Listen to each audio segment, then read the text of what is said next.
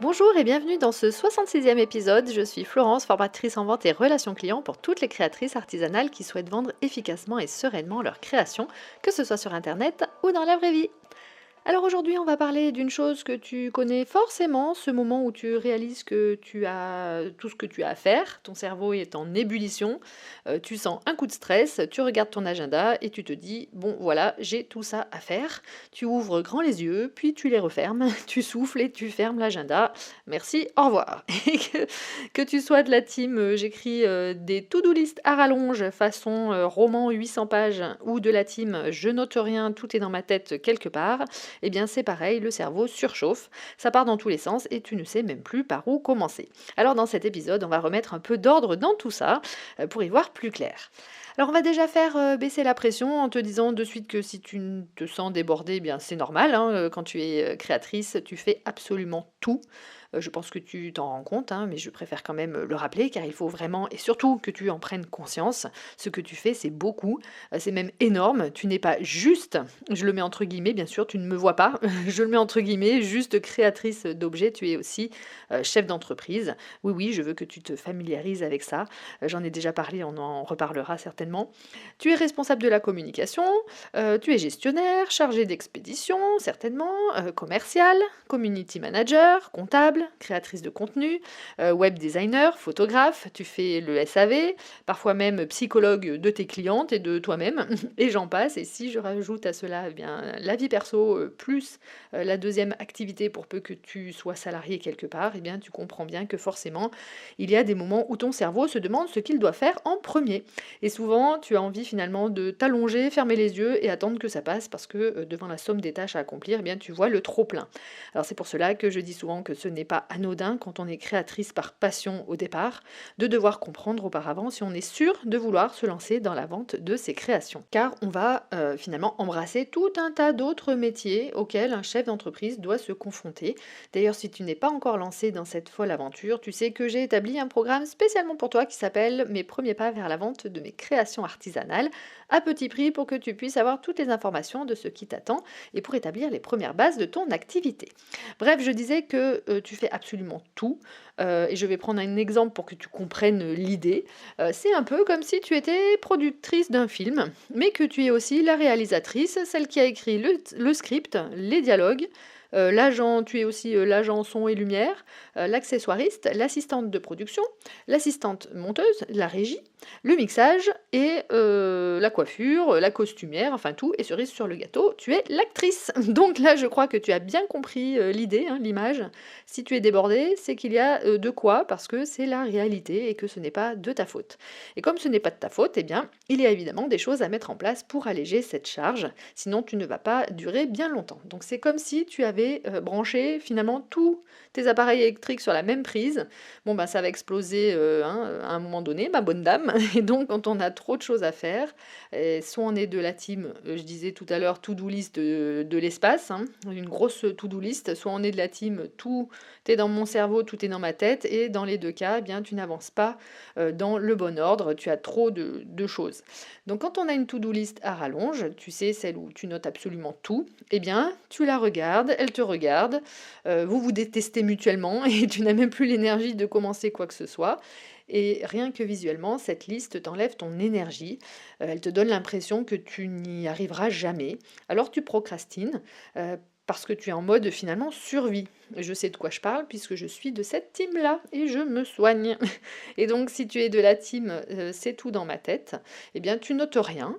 Peut-être parce que noter te demande déjà de l'énergie et tu n'en as pas toujours pour ça. Donc tout vit finalement dans ton cerveau et ton cerveau fait ce qu'il peut. Eh bien, il empile les idées, les dates, les obligations, les ne pas oublier d'eux, comme un placard où tu bourres tout et tu fermes la porte très vite avant que tout n'explose. Et ça donne quoi? Eh bien, ça donne un brouillard mental avec un bruit de fond permanent et même le sentiment d'être en retard sur tout, que ce soit vrai ou non. Et donc dans les deux cas, team to-do list à rallonge ou team tout dans la tête au feeling, eh bien tu n'avances pas dans le bon ordre. Et c'est là que le vrai problème apparaît.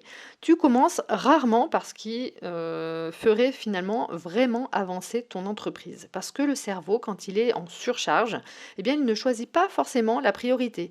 Il choisit ce qui rassure ou ce qui fait le moins peur ou ce qui prend 30 secondes.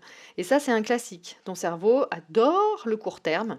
Il préfère répondre à un DM Instagram ou modifier une virgule vite fait sur ta story plutôt que de t'aider à retravailler ta fiche produit, calculer ta marge ou revoir ta stratégie de communication. Donc il adore les micro-tâches rapides, celles qui te donnent l'impression d'être productive, mais qui ne changent finalement peut-être rien à ton entreprise. Et donc à la fin de la journée, tu es lessivé avec l'impression d'avoir couru partout sans avoir avancé d'un millimètre sur ce qui compte vraiment, alors que pourtant tu as fait des choses. Et ça, eh bien, ça épuise, ça use la motivation, ça grignote aussi la confiance et cela te fait croire que tu n'es pas finalement à la hauteur pendant que les autres eh bien, avancent et que toi tu es juste en surcharge cognitive, hein, comme on dit, comme 100% des créatrices qui gèrent tout toutes seules. Et c'est ce qui est fou, c'est qu'on croit toujours qu'on manque de motivation alors qu'en réalité on manque juste de clarté. Et ça c'est le mot à comprendre, la clarté. Quand on a 1000 choses en tête, eh bien le cerveau mélange tout et ne sait plus trier. Il met tout au même niveau. Donc par exemple, eh bien, il va mettre au même niveau répondre à un commentaire Instagram, préparer ta collection de Noël, mettre à jour tes fiches produits, poster tes stories, faire une facture, vérifier ton stock. Il traite tout ça comme si tout était urgent. Sauf que urgent ne veut pas dire important.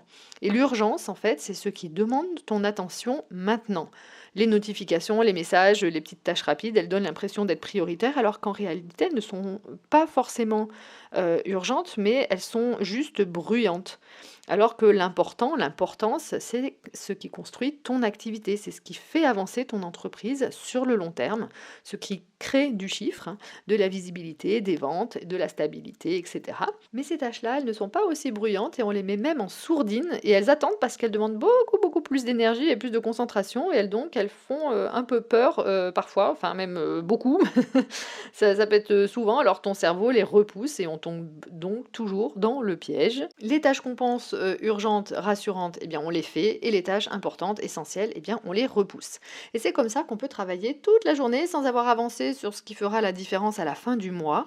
Le cerveau ne fait pas la différence entre ce qui t'occupe et ce qui t'avance. Donc ça, c'est important de comprendre. Le cerveau ne fait pas la différence entre ce qui t'occupe et ce qui t'avance. Être occupé ne veut pas dire avancer. Et c'est exactement pour ça que l'on a besoin de remettre de la simplicité, de l'organisation dans tout ça. Et ça tombe bien parce que c'est là que je vais te parler de quoi? D'un remède qui s'appelle la théorie des petits pas. Si tu commences à me connaître, tu sais que moi, c'est mon carburant, c'est ma philosophie. C'est surtout donc avancer un pas après l'autre. Mais attention, pas forcément lentement, hein, c'est être dans l'action pas à pas.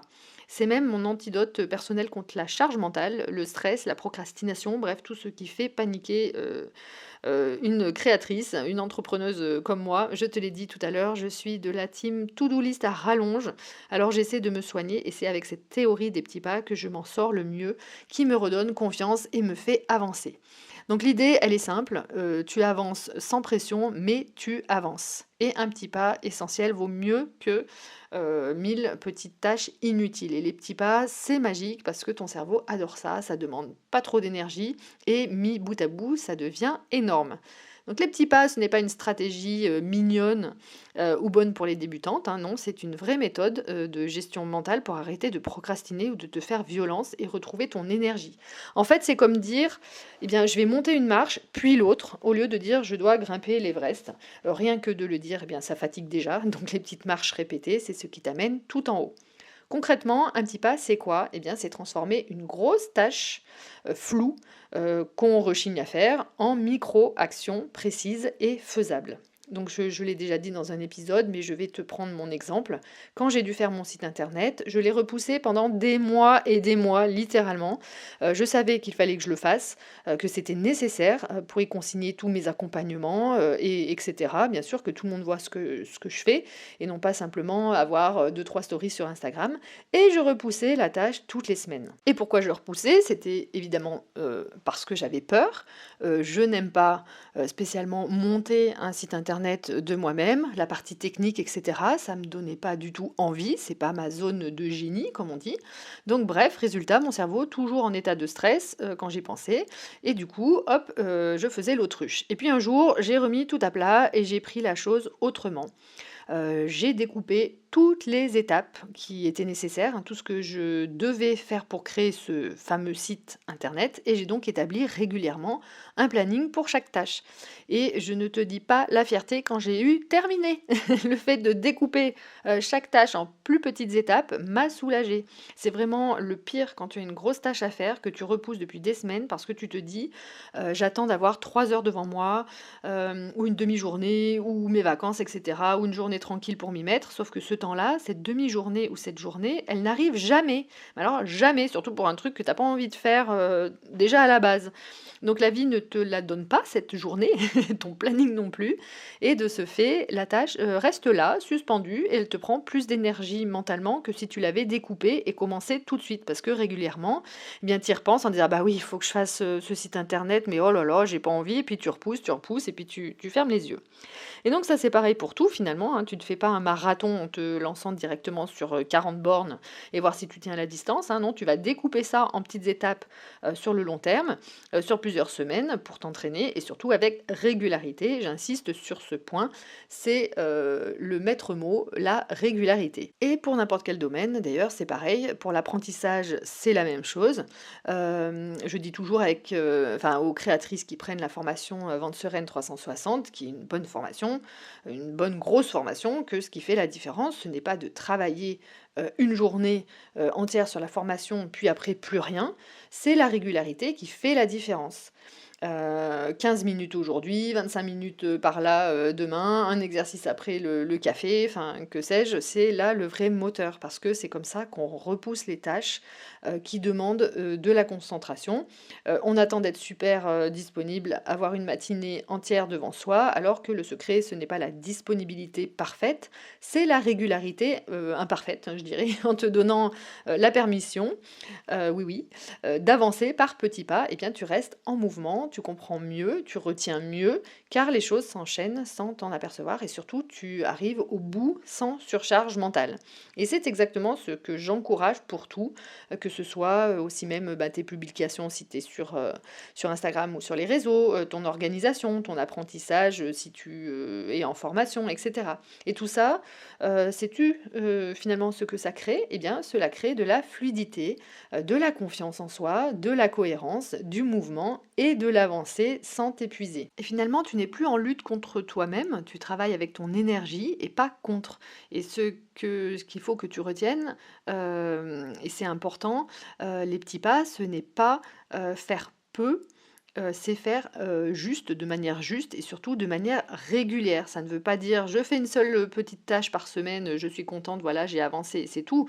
Ok, ça t'avance, mais ça va pas, voilà, on va pas se mentir, c'est trop peu pour construire quelque chose, et surtout pas une activité. Tu te lances dans un marathon, comme je disais tout à l'heure, tu dois t'entraîner toutes les semaines, plusieurs fois par semaine. Donc voilà, les petits pas, ça veut dire je prends des tâches importantes, des grosses tâches qui me demandent vraiment du temps au départ, et je les redécoupe en actions claires, et j'avance bien chaque jour. Enfin chaque jour, ou comme tu peux en tous les cas, mais à un rythme donné. Donc il faut un rythme, comme ça tu avances vraiment sans te sentir écrasé, sans te décourager, et avec de l'énergie pour créer, gérer et développer ton entreprise. Donc la véritable magie, si je puis dire, c'est la régularité, d'avoir la clarté et d'avoir donc un rythme. Et j'en parle souvent ici et sur Instagram, et j'en ai même fait un épisode, le numéro 47, sur la régularité. Donc avancer tous les jours sur ce qui compte vraiment, eh bien c'est comme construire un mur, une brique après l'autre, mais solide et droit. tu vas avancer mieux, plus sereinement et surtout tu gardes ton énergie pour créer et faire tourner ton entreprise. Donc tu n'as pas besoin d'être partout, de tout faire ou d'avoir le moment parfait. Tu avances, tu progresses, tu construis ton activité en étant régulière, organisée, en respectant ton rythme.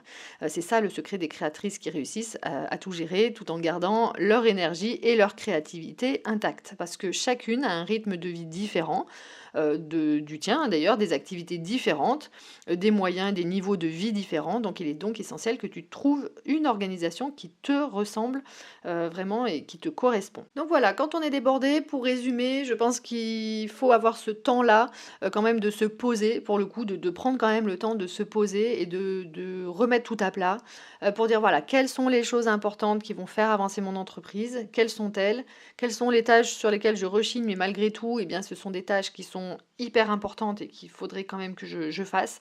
Et là, tu commences à tout redécouper pour les mettre eh bien, dans ton agenda et les faire une par une en prenant un peu moins de temps que de se dire bah voilà il faut que je prenne la semaine etc parce que ça c'est compliqué.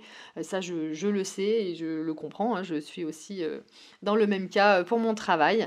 Donc voilà, pour pouvoir avoir de la clarté et surtout eh bien il va falloir avoir de la régularité et prendre un rythme. Et avec ce rythme, eh bien, tu vas être dans une dynamique et tu vas pouvoir avancer. Et avant de te laisser, eh bien, j'aimerais te partager quelque chose en avant-première parce que je vois à quel point justement l'organisation, la charge mentale, la difficulté à prioriser, à avancer régulièrement, eh bien, c'est un vrai sujet, c'est un point noir hein, chez tellement de créatrices et d'entrepreneurs d'ailleurs dans tout domaine.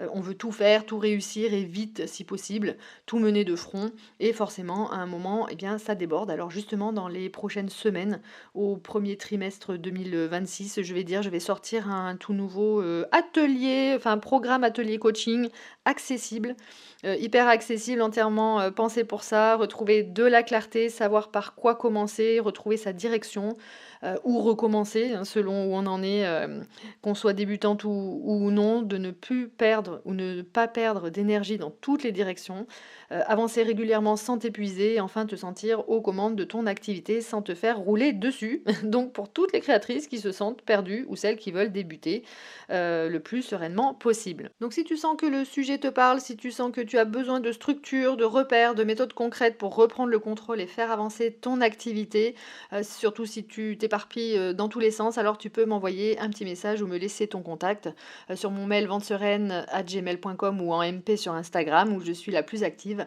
et je t'enverrai des informations en avant-première dès que tout sera prêt, bien sûr. Donc pour le premier trimestre 2026. Donc et évidemment sans engagement, hein, si tu m'envoies un petit mot, c'est juste pour être la première au courant. Et j'ai élaboré cet atelier parce que je suis convaincue que la clarté, c'est ce qui libère l'énergie et la créativité. Je sais que beaucoup en ont besoin. Et tu sais, c'est exactement comme quand on fait le ménage ou le tri à la maison. J'en ai d'ailleurs fait un épisode, le numéro 56. Alors au début, on regarde autour de soi et on se dit waouh, mais par quoi je commence? Alors soit on abandonne et on fait la politique de l'autruche, soit finalement, eh bien, on avance pièce par pièce, tiroir par tiroir, en remettant de l'ordre et du coup, tout devient plus fluide, plus léger et plus vivable. Voilà, bien écoute, j'espère que cet épisode t'aura aidé à prendre un peu de recul et à comprendre que l'important c'est de continuer un pas après l'autre avec clarté et intention, surtout régularité.